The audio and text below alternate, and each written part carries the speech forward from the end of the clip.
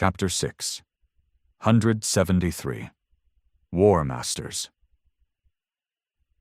An Awakened had no business fighting one Ascended, let alone three, each radiating an aura of an aberrant Battlemaster.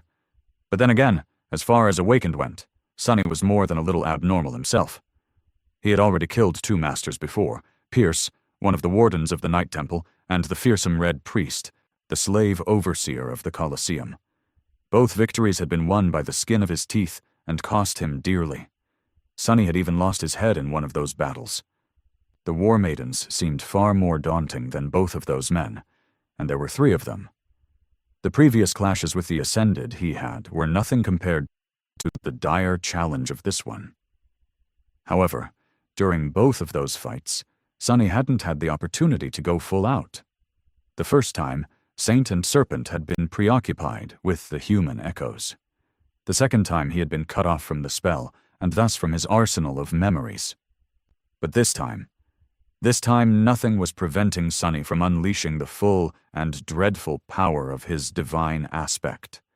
It was time to show what he was truly capable of, when nothing held him back.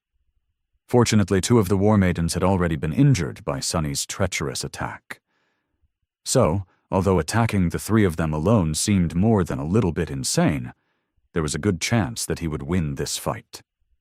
As the three Ascended prepared to deflect the assault of shadows, Saint lowered her shoulder, put it behind the patient Avenger, and aimed the charred kite shield at the enemies. Burning Heart. Enchantment description. This shield can store a portion of fire damage it receives to augment another weapon of its wielder, or unleash a devastating shockwave. A deep metallic groan resounded from within the shield, and then an invisible shockwave exploded outward from its dull steel surface. The patient Avenger had absorbed plenty of fire damage during the explosion of divine flames, and now all that furious force was released forward, shattering the chunks of stone that littered the cracked floor into dust and sending the War Masters flying back into different directions. Whatever chance of a coordinated defense they had before was now utterly gone. Without slowing down, Sonny and his shadows split. The Soul Serpent slithered between the dancing flames, lunging at the maiden that wielded a spear. Saint ran toward the maiden that wielded an odachi, and finally Sonny and Nightmare flew toward the maiden that was unarmed, but radiated the most pressure. Come on! Everything was going according to plan. However, no plan ever survived a clash with reality. A moment later, something unexpected happened, putting a wrinkle into Sonny's stratagem. The woman with black hair twisted in the air and gracefully landed on her feet, plunging the tip of her glowing spear into the stone floor to stop herself from sliding back into the white wall of divine flame burning behind her. And then, there were suddenly two of her. Two identical War Maidens jumped to their feet, each holding an identical glowing spear. None looked like an illusion, and both possessed real shadows. Both were made of flesh and bone, which meant that the threat she posed instantly doubled. What kind of an insane aspect is that?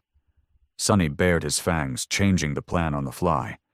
Nightmare pivoted and switched direction, aiming to join Soul Serpent and help it destroy the two spear-wielding Ascended. One of the shadows cast by Sonny swiftly glided forward, wrapping itself around the black steed. The other two rose and embraced Sonny himself, since he was now facing the most fearsome of the War Masters alone. Saint was going to have to deal with her own opponent without any augmentations. He wasn't too worried, though. Out of the four of them, she was probably the most powerful. A moment later, the War Maidens and the shadows clashed.